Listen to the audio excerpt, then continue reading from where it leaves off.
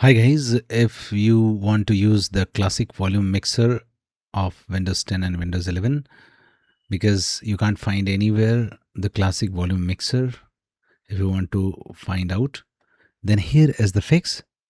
Right click on start button and then click on run, or you can press Windows and R key together to open run. Now you have to type sndvol.exe.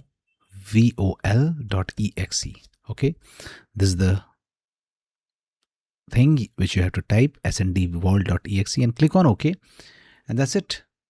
This volume mixer, the classic volume mixer, will be there for you. Now if you want to create a shortcut for this, you can right click anywhere on the desktop and just hover your mouse on new and click on shortcut, and now type sndvol.exe as the location. Click on next, just name it volume mixer, click on finish, and that's it. You can, whenever you will double click on it, it'll open. Thanks for watching. Please don't forget to like and subscribe.